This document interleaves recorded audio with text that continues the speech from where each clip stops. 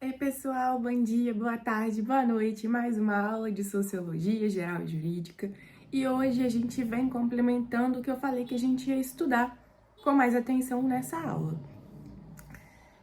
A gente percebeu na última aula que o Poder Judiciário sofre com uma penca de processo que às vezes não precisaria chegar nesse ponto. Então, a gente precisa procurar soluções alternativas para poder solucionar conflitos de forma que não seja necessariamente judiciária. E aí, vou trazer para vocês hoje quais são esses métodos de resolução de conflito que são alternativos.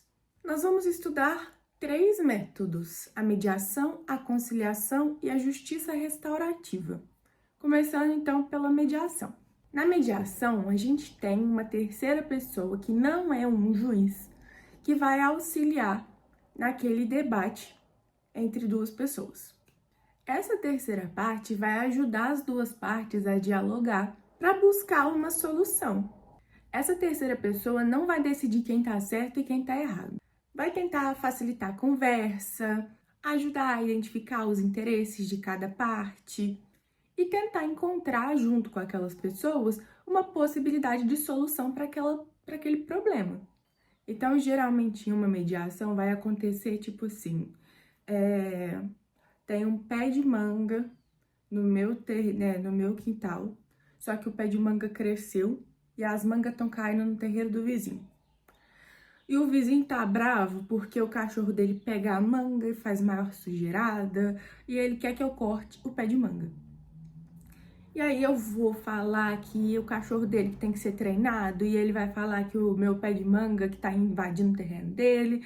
E aí o mediador vai falar: então, eu tô vendo que o problema são os galhos que estão passando pro terreno do vizinho. Então, o que a gente pode fazer para evitar que os galhos passem para o outro terreno?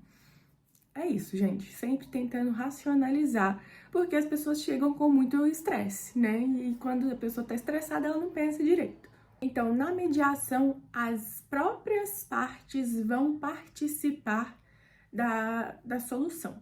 Agora a gente vai para a conciliação. Gente, a aula de hoje vai ser bem curtinha, porque não tem por que ficar enchendo muita linguiça com esse assunto, não, tá? Na conciliação, a gente também tem um terceiro que vai auxiliar as partes, mas a atuação desse terceiro precisa ser mais ativa. O conciliador pode apresentar sugestões, pode propor alternativas e precisa ajudar as partes a chegar a um acordo. Então, no caso da manga, ele vai falar: gente, não é mais fácil a gente cortar os galhos que estão invadindo a casa do vizinho?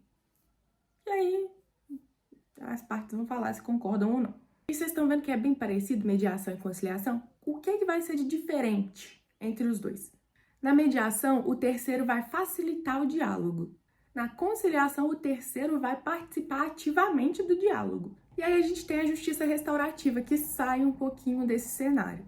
Ela vai olhar para 3 elementos: o dano causado, as pessoas afetadas e a possibilidade de reparação.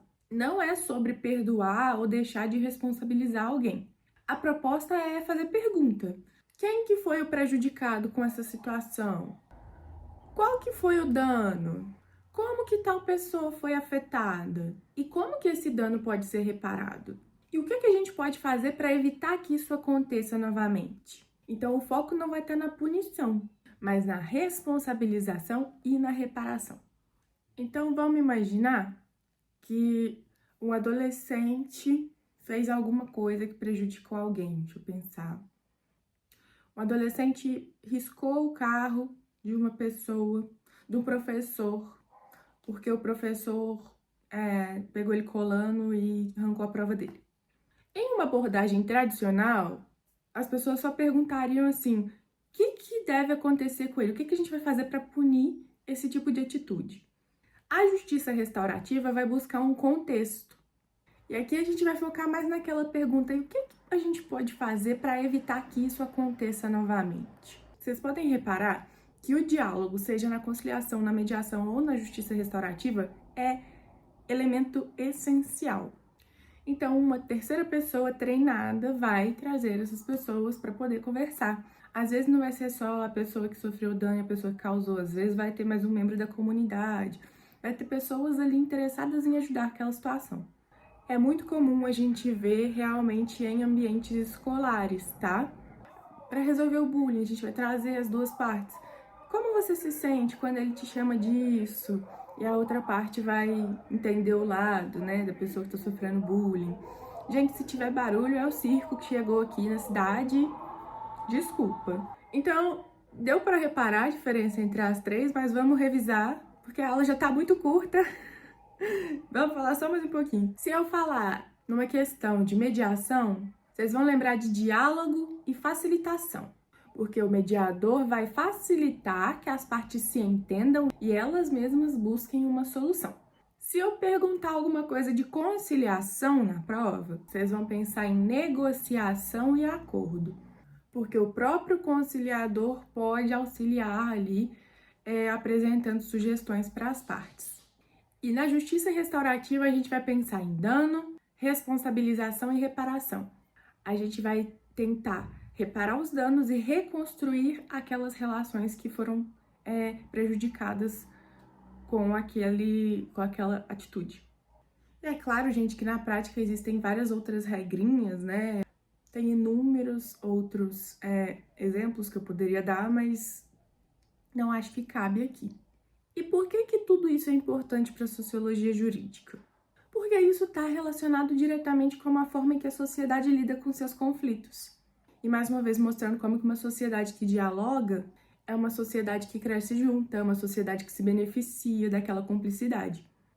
E é relevante em alguns casos porque quando a gente leva para o judiciário, o juiz é uma autoridade que vai decidir sobre o seu caso por você. Na mediação você tem voz ativa ali, você consegue chegar em um meio termo que vai agradar todo mundo. E às vezes as pessoas precisam exatamente de se sentir fazendo parte daquele processo para poder entender, não, eu concordei com isso, então eu vou ter que cumprir. Para terminar, vocês vão lembrar que nem todo conflito vai terminar em processo judicial.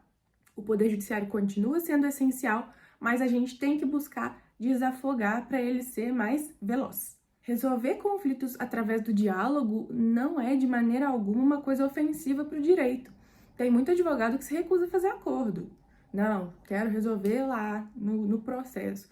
Você está sendo um advogado de cabeça minúscula. A gente tem que tentar perpetuar a cultura da paz.